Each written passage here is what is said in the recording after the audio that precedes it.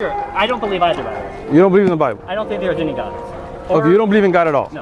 Okay, so That's the scientific miracles, the linguistic miracles, the mathematical miracles, the historic evidence, if you put all of that together, Sure. I believe an illiterate man in a desert that had no access to such knowledge, that had never been to an ocean, would not know that there are waves underneath the ocean, that would not know that sweet water and salt water. Yeah. Those things that the Arabs didn't know, that they disputed about, but they came to be true. This shows the miraculous nature of this. When you talk about an extraordinary evidence, we have already agreed that there are linguistic miracles, there are scientific miracles. Okay, scientific miracles, you said I'll give you that. No, I granted that for the sake of the argument. Look, we're not here to debate. If you granted it, that means it's been granted. That means we've established it. Okay. You said you will grant us that there are scientific miracles. For the sake of the argument, yes. Okay, so we are saying that. I don't believe that there are. I don't see it that way, but go ahead. Well, I'm just asking. Okay. Because I asked him a perfect let me ask you a question. So there's a man who's illiterate. A man who's illiterate. Okay. Unable to read or write. Illiterate. Historic evidence. What's the evidence? Every first-hand source, the people that were there said he was illiterate.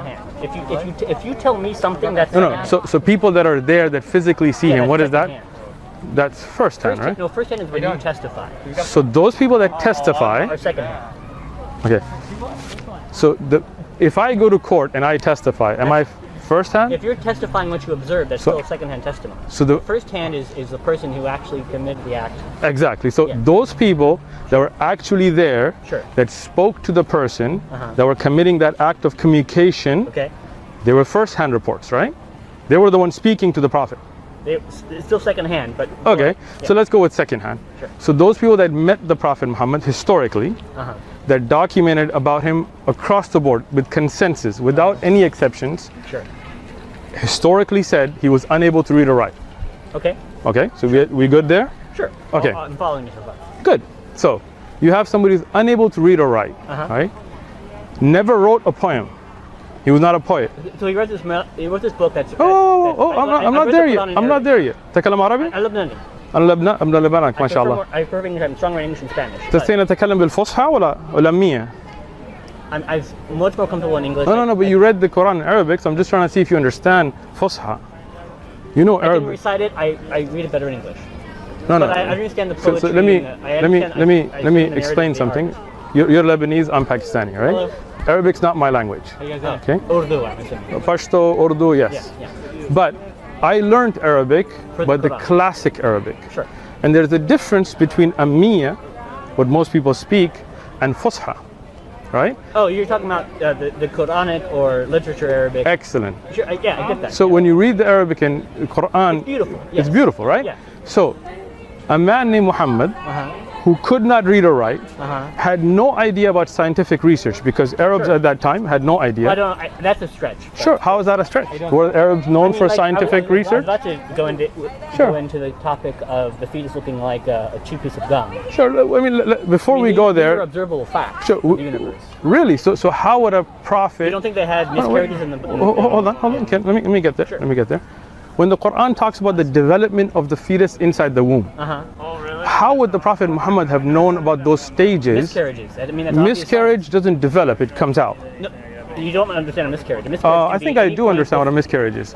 When you have a miscarriage, a child that's in the womb exits the womb prematurely. Sure. You don't see the development of that child. Of course you can, because not every miscarriage is the same stage of development. So you're saying that the Prophet Muhammad watched... My ex-wife had a miscarriage at almost 6 months. Okay, but let me...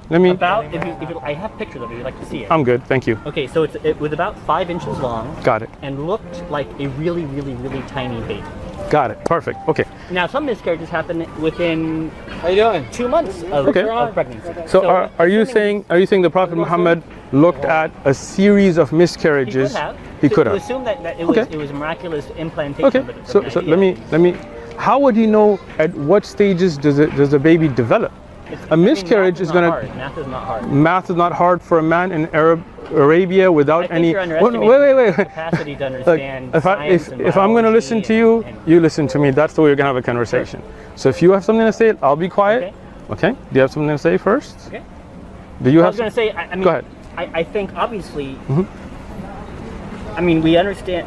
It wasn't until the 18th century that we finally understood that it takes 9 months to gestate a child, right? So, thank you. No, I'm saying it wasn't until then. Yes, you're right. So but the Quran discusses that. It's quite possible that at that time, for all religions, for all people, they understood it takes roughly 9 months. They probably understood how many months or how many days or however moons they counted after a woman had menstruated the last time. Okay, so it's been about a month. You're probably pregnant.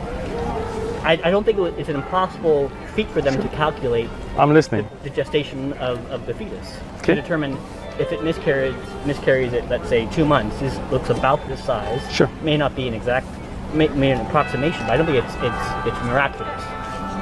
I'm just listening right now. So anything else you want to say first? On that subject, no. Okay. Can I speak now? Sure. Without being interrupted? Thank you. So, if we talk about a miscarriage, if you're like a midwife, maybe you see a lot of those. As a regular person, I'm sure you saw one, I'm assuming. You don't see a couple. I used to be a preacher. Sure, you used to be a preacher, so you've seen a couple. But you don't see them like every day in different stages. And that's not going to tell you how the flesh goes around the bone, how the fetus develops, unless that's all you're doing as research, right? But that's just only, okay, sure. But that's not it. That's not just the only miracle, right? There are so many scientific facts. For example, the waves that are underneath the ocean, right? That's illegal too. How? You would have to go to the... Go ahead, I'm listening. Excellent. The Prophet Muhammad, peace be upon him, never went to the ocean. No exposure to people who did? Nope. He had never met somebody who'd been on the sea. Look. He himself had never dived or been to an ocean, okay? At the time, the Arabs were not snorkelers. Okay, no, wait, let me.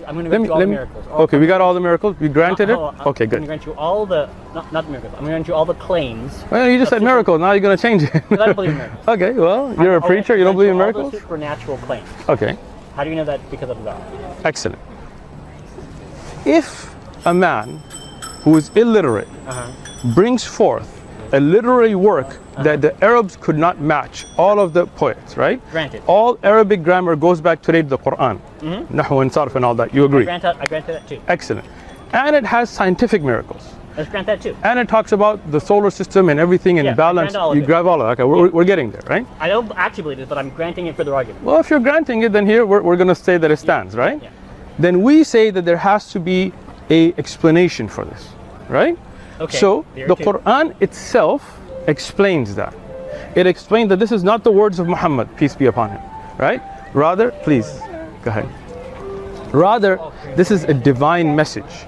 Even when you look at the story of Joseph in the Quran, one of the Jewish rabbis objected, why was Joseph in, why was Musa in Egypt?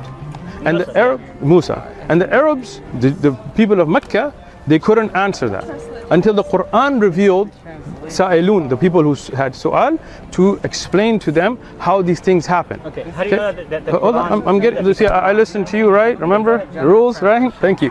So, if it was just one scientific miracle, we could have said it's a guess. Okay? We could have said it's a coincidence.